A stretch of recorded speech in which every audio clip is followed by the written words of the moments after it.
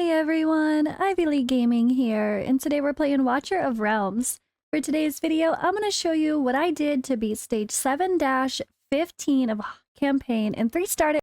It took some practice to get to this point, but we finally did it. The finest blood for the most untainted soul. So as we go along every single day, just like with any new game, we learn so much and usually progress so much every single day for those first couple weeks. As long as you're trying at least, and I'm certainly trying. So I'm learning through doing different types of content, and you kind of can apply some of those things you learn in maybe what works best in a promotion raid kind of translates into a campaign stage or vice versa with some other stuff. And that kind of helped me here. The more experience I'm getting, I'm realizing some different strategies that really work well and what's really needed in this game when you get stuck. And 7:15 I was stuck on until today, the 20th, a weekend, over a weekend now. And it's a bit of a tough board. So let's take a look at it here. So 7-15 I feel like is going to be a huge roadblock for a lot of people. And honestly, it's a bit of a gear check. That's the truth. It's a bit of a gear check. So just a little bit of improvements on my account overall, I think really made a big difference. But it's also just changing up my strategy from what I was doing to something a little bit more defensive than offensive. So let's talk about that. But yeah, we have this life-leeching monster, which is really annoying. Once he gets up there and he starts hitting you, if you don't have a little bit of sustain or a lot of healing, he's gonna do some damage. So he's kind of my, I guess, he was my biggest concern, but it's also the reality of the ones you can't see. Now, one thing that I was confused with when I first started playing was I thought whoever was on the vision spot was the only one that could see them, but that's not the case. As long as you just have any ally on the vision spot, you're fine. But I ended up having damage dealers there this time around, but I'm still, either way. If you put your healer there, it's fine. It allows everyone to see. As long as there's always someone on that spot, it's going to allow that half of the board to be seen for those enemies that cannot be seen.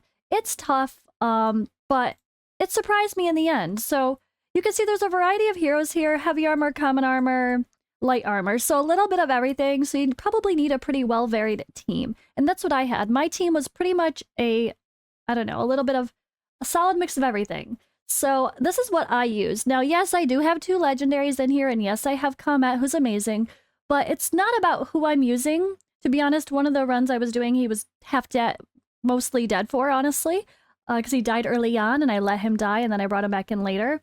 But I want to talk the strategy, like, yeah, you don't need to have the perfect legendary to do this.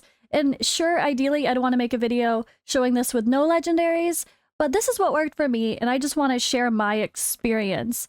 And again, substitute it in with who you have. And at the end of the day, this stage is not about having a legendary that can just smash everything. It's just making the best with what you've got and improving your gear, improving your survivability, and placing things in a logical manner, and maybe changing up your initial strategy. I went in originally with a very offensive strategy. The very first thing I did was place my Comet and then place my Iona on these eyes and then place a healer to protect them. And it wasn't quite cutting it, honestly. So I went in doing something different. So I'm going to show you guys what I did. Alright, we're gonna go ahead in here with a little bit of a different strategy than what I did the first times I tried. Now, I have no level 60 or 6-star hero. I wanted to do this before I 6-starred my Comet. We're actually gonna go ahead here and use her. We're gonna use Dallin, and then we're gonna protect her with a heal. I'm gonna save this spot with the eye for Comet so he can reach the boss sooner rather than later once I'm able to place him. And we're gonna go ahead and do the same thing on the other side. I'm going to go ahead and place Baron, a defender, and then a healer on his side to keep him alive as well. And then we're going to start placing people on those eyes and the visions and start cross positioning. So now, at least with the 2 healers, the people in the middle are getting double heals, right? All right, let's wait for Comet here. So, all right, he's over here. I'm going to actually put him over here because I think he could handle... He's a little bit better statted up. He's a legendary.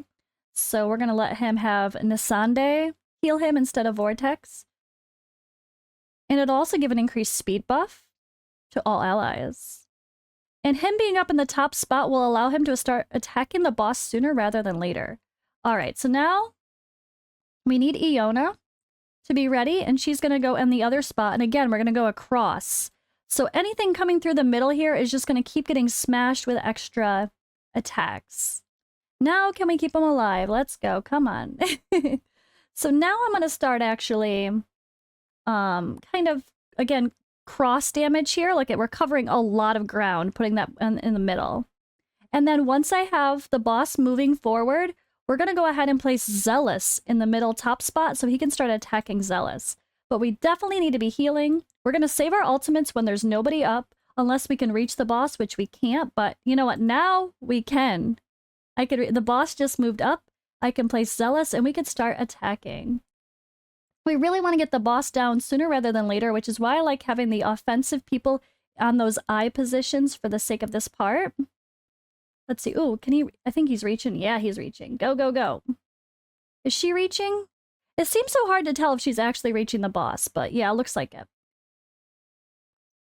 Sometimes it doesn't seem like they can reach the boss, but they actually are, so you kind of just gotta watch the battle carefully. It looks like they're out of range, but really they start attacking the boss from the side, even though he's technically out of what shows the range. I noticed that very quickly because I was kind of bummed. I was like, oh, I can't reach. But sure enough, it seems like look at Iona is reaching him, even though it looked like she wasn't part of the grid. But this is the best case scenario. Look how early on we are. 17, 18 kills in, and we're killing the boss. We really need to kill the boss sooner rather than later, or it becomes really hard to deal with these mobs. See how low my health is right now? But it's okay. We've got double the heals. I've got a couple people on standby that can pop in to fill a need if I need to. I could always pull them out to put the person that helps a little bit more back in later. All right, so there we go. We're getting our heals back. We're getting our health back up while these enemies are slowly moving toward us. And it should be easy clap from here on out. All right, we're going to hold our ultimate until there's actually an enemy. Some of the characters will not do an ultimate until you actually are in range, while others will do them whenever and kind of attack people as they come into the range. So make sure you're very aware of how your character is. Like Iona will just do her ultimate anytime, but she could be wasting it and actually attacking nothing. Where I think Comet won't do it unless you tell, like, or him. Theowen will not do his ultimate unless there's actually something to attack. So like right now, if I try to do it, it doesn't do anything. But with Iona, it doesn't matter if there's people there or not, she's still going to use it. All right, come on, get into the range, and boom, let's go. Comet, you too. Almost. Oh, Zealous. Hey, forgot. Zealous is in the middle there. Yes. Oh, I could have waited for the next wave. That might have been silly. I probably should have waited for the next wave. But we've got a couple others almost ready. Maybe not. This might be a little risky. They move pretty slow though, luckily, so by the time they actually get here, when they go around this slow way, around this little middle tile, by the time they get there, all my ultimates are coming back anyway, so I guess that wasn't so bad. It's like they're just walking around the circle. It's pretty funny. Come on.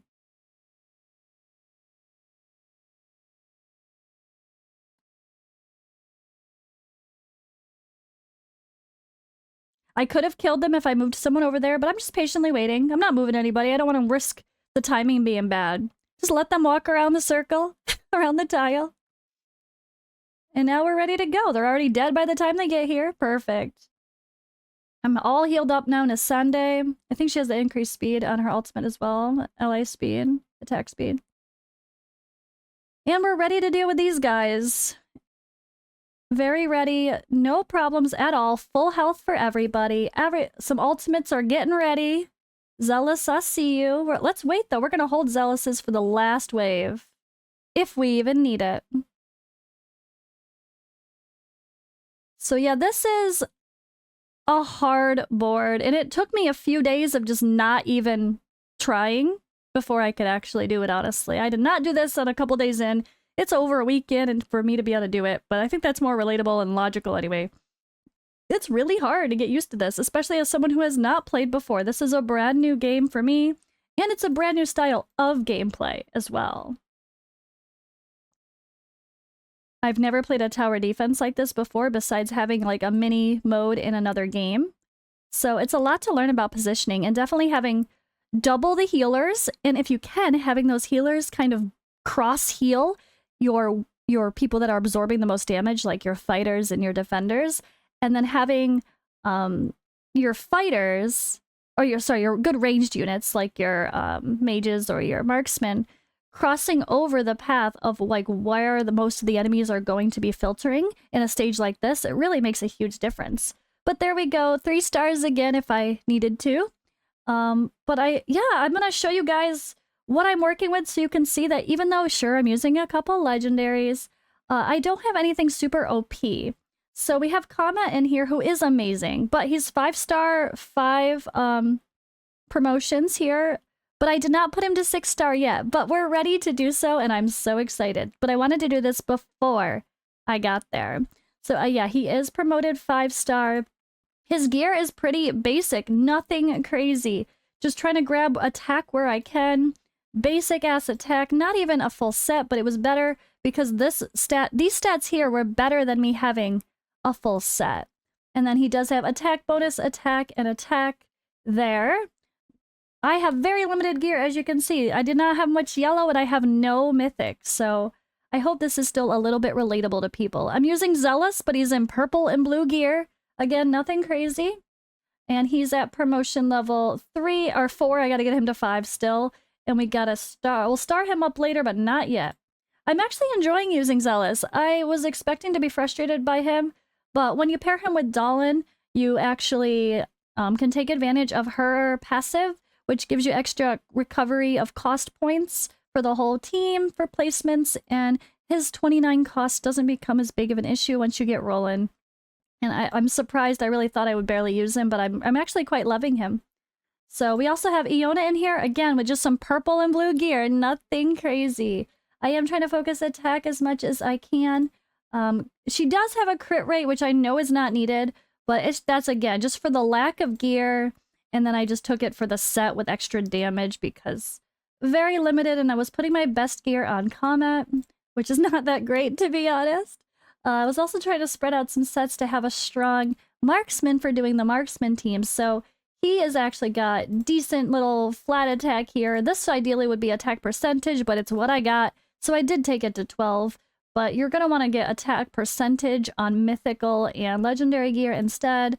And again, just finding attack where I can, or in this case, I just made a set because I had crap options and a lot of my weapons didn't have attack as substats. I have Vortex in the team as well. He's only 4-star or 5-star as well. Nobody's 6-star again. And his gear is just blue, mostly blue, and purple. Same thing, Baron here. He's only 4-star promoted, but 5-star total. And blue and purple gear. He has some HP where I can. Just a little bit of protection, HP and defense. I probably want to get more HP instead of defense. Like with this, I could probably replace the ring by now. But it depends. Yeah, okay, I've got some other options for rings now. We'll see. But it worked. Don't break it. No, it worked. I'm going to improve a lot because now I'm going to actually be able to farm better. Once I get him to 6-star, I think I'll be in a better position. And then I have Dahlen here. She's our fighter with our really great cooldown for our extra recovery of our cost points. So she's just in some super basic gear again. Blue and purple for the most part on everybody. Nothing too crazy. Tazira, I was hoping to replace sooner rather than later, which is great that I got Theo in.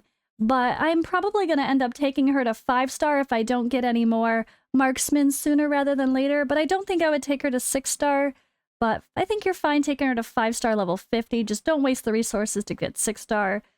Try to wait until you have someone a little bit better, even like Theo in. I think I'm going to 6-star Theo in as a main marksman. He's so much fun. I just love his character. I love his animations. He's fun to use and watch as well. And then I have Nisande here as my healer. She's my second healer and a bunch of blue gear as well. it is what it is. And my lord was here for the aura. Plus, I used him every once in a while just as some backup for Dahlan. So yeah, there you have it, guys. That is my team. That's what I was working with. I really hope this video was helpful to help somebody progress and try it. Just try to do the method of kind of cross healing if you can. 2 healers are really helpful.